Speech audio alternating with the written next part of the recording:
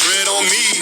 Those are words that I stand by, homie. It doesn't mean I'm gangster, it doesn't mean I'm country. It means that my life is in my hands only. I don't have money for security. I don't have armed guards that I keep snug around me. You don't think I deserve protection like you do, and that means you don't give a fuck about me. Okay guys, this one's a little longer than normal, but trust me, take your blood pressure medicine and stick around. We've got breaking news from Monroe County, where state police report a Detroit police officer was arrested after his girlfriend called 911. So here's the backstory. It happened in the early morning hours last Friday. The girlfriend claims the officer approached her with a firearm. Investigators tell us Corey Ryan Dombrowski is a DPD officer, was drunk, and had multiple firearms. Now, he is now facing several weapons charges and is accused of drunk driving. Detroit police say he has been suspended and the department is conducting an internal investigation. So what happened today? It's October 20th, 2021 in Toledo, Ohio, and police just got a call from a woman who said her ex-boyfriend is stalking her. What's his last name? The night before, she said Larry Jenkins sent her a text message that said he was tracking her location. And this morning, she found him sitting outside of her apartment.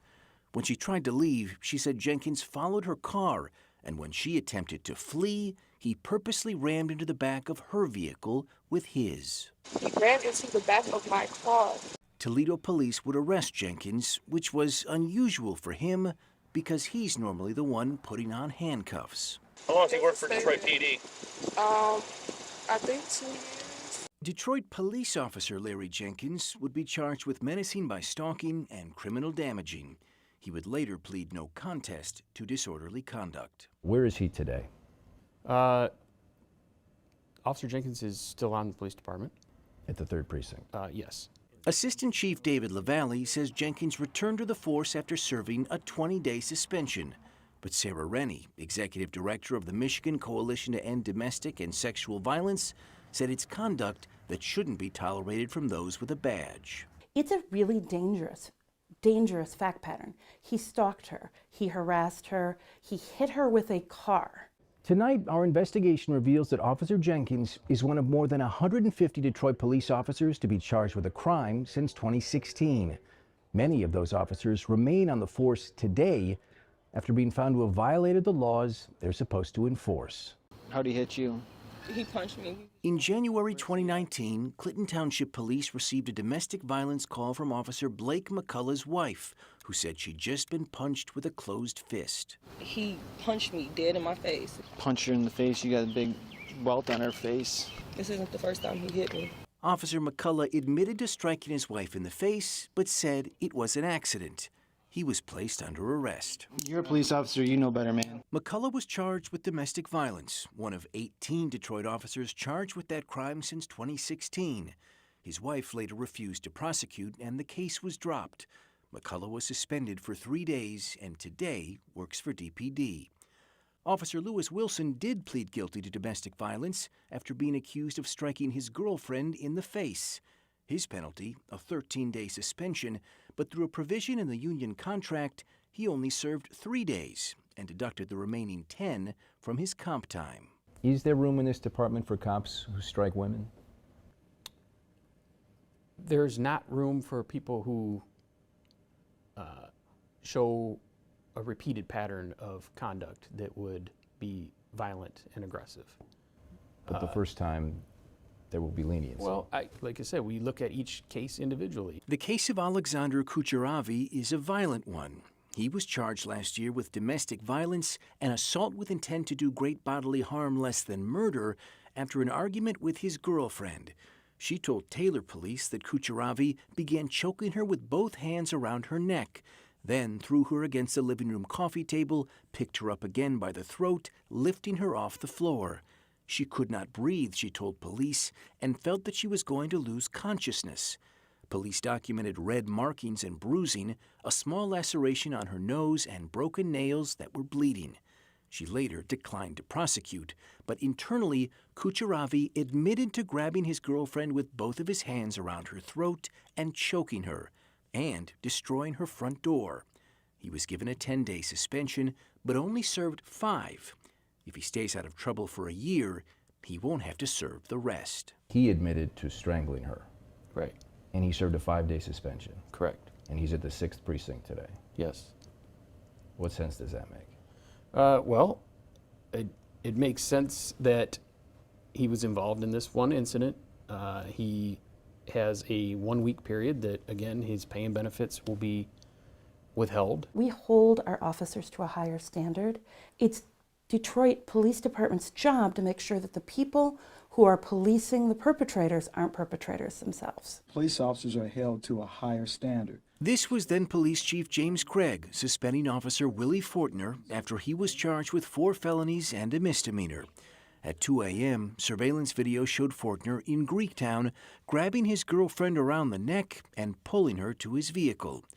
A witness later testified she was upset and crying, saying, "Get off me, I don't want to go with you," and that he saw Fortner punch her. When passersby tried to intervene, according to Wayne County's prosecutor, Fortner ran to his vehicle, pulled out a gun from his trunk, and pointed it in their direction. Fortner was acquitted of the felonies against him, but found guilty of domestic violence. We have zero tolerance for officers engaging in criminal misconduct. What's the department's policy for domestic violence? Is it zero tolerance? It is zero tolerance, yes. But Fortner wasn't terminated. Instead, says Assistant Chief David LaValle, he was suspended for 19 days and remains on the force today. Fortner's attorney tells me he denies punching his girlfriend. How can a guy who commits domestic violence and then pulls a gun on civilians still have a badge today? You know, officers sometimes become involved in instances of arguments that escalate to a domestic violence situation. And it happened 4 years ago. And our records don't indicate that he has been involved in any other instances since. How can someone then turn around and protect us if they're willing to engage in that kind of behavior? Sarah Rennie is executive director of the Michigan Coalition to End Domestic and Sexual Violence. You have strangulation, attempted kidnapping, pulling her into the car, and then brandishing a weapon. And again, what is DPD saying by encouraging or allowing that person to stay on the force? Since 2016, 41 Detroit officers have been charged with an assaultive crime, including Officer Artez Williams. In the 6 years he's been on the force, he's been arrested twice after serving a 3-day suspension in 2020 for pushing his girlfriend, then throwing her cell phone across the room. 6 months after that, Williams was arrested by Oak Park police for assaulting his girlfriend's brother. He punched him in the face with a closed fist, according to a police report. Then, after a fight ensued, Williams returned with a firearm pointed at the ground. He pled guilty to assault and battery, serving a 10-day suspension. Less than a year later, Oak Park police were called again by the mother of one of Williams' children, saying she was forcefully pushed from behind by the officer, who then pulled her hair from the front.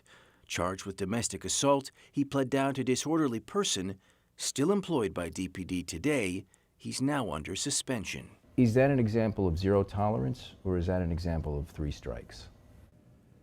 It's an example of, well, both. Zero tolerance doesn't necessarily mean that you have to lose your job or be terminated because an incident occurred. It means that we don't tolerate it. And by not tolerating it, we administer a penalty through our discipline process. That does not sound like zero tolerance.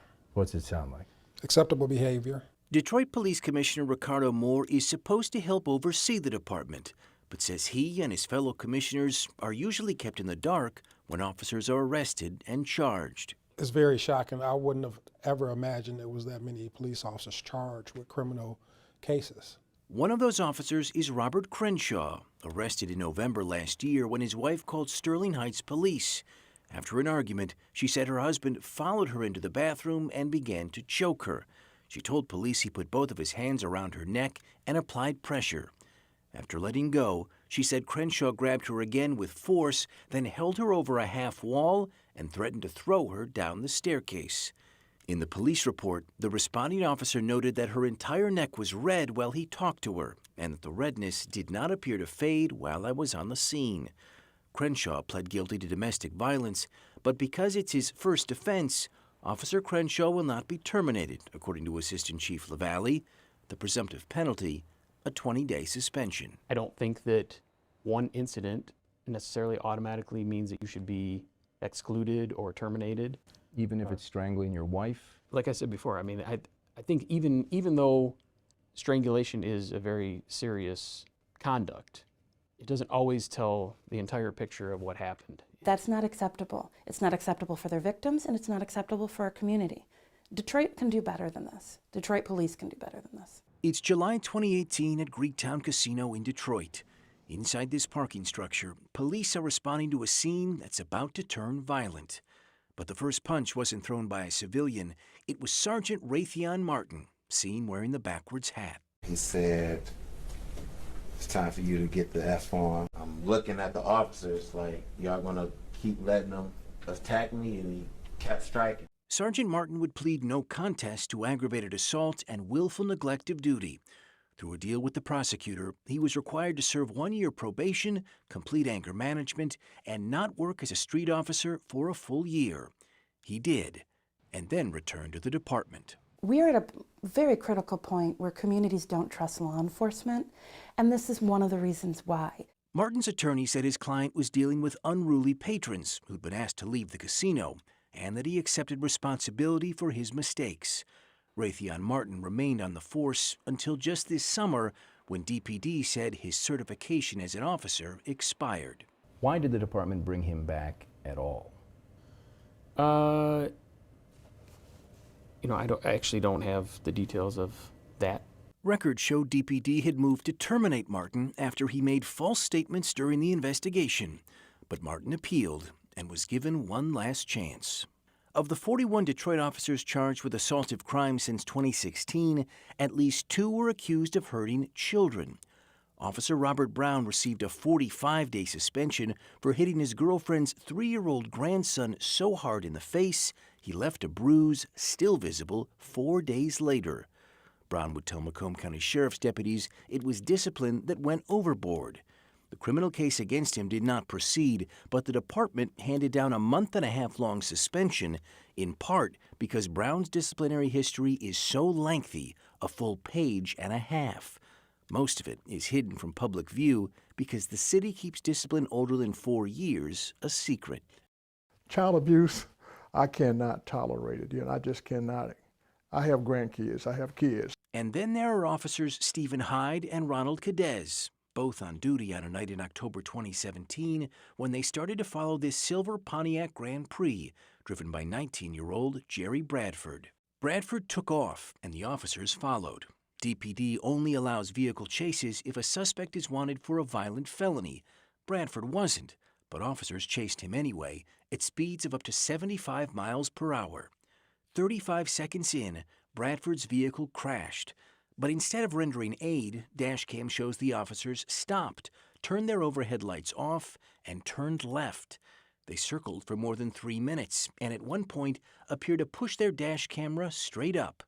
Eventually, officers Hyde and Cadez would pull up to the crash site where Bradford would be pronounced dead. I can only assume that the officers suspected they'd be in trouble and were trying to cover it up. Wayne County's prosecutor agreed, charging both officers, who later pleaded no contest to willful neglect of duty. They served no jail time. In disciplinary hearings, Hyde and Cadez pled guilty to 4 departmental charges, including failing to respond to an accident and rendering aid. They call it a slap on the wrist. I don't even know if this is a slap on the wrist. I mean, I think at the end of the day, they had to pay a $500 fine, and then they put their badge back on, and now maybe are still out there today. They left the scene of an accident. They did not render aid immediately. Right. How is that not something that would lead officers to be terminated on the spot? The initial penalty that we did administer was termination. But the Detroit Police Union intervened, arguing that while the officers made mistakes, they should not be terminated. They weren't, and like almost all the officers we've told you about, remain on the force today. Their responsibility, their job is to respond to crimes. It should be taken very seriously that there is a list of officers, ever growing, who are also responsible for crimes. Since being brought back to the department, Officer Cadez has faced departmental charges, including for making an improper traffic stop and accidentally discharging his firearm, where he served a 3-day suspension. He was recently up for a promotion to sergeant, but we just learned that Chief James White exercised his authority to pass over Cadez citing his disciplinary history. We did reach out to the Detroit Police Officers Union for comment on each of the officers we've just told you about. We did not hear back. I'm Ross Jones, 7 Action News.